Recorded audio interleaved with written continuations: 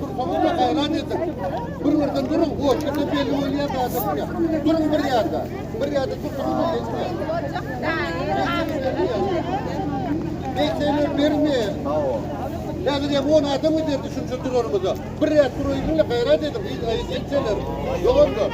Bir yerden dursanız da. Geçse dursanız da bir yerden yiyiniz. Geçsinler.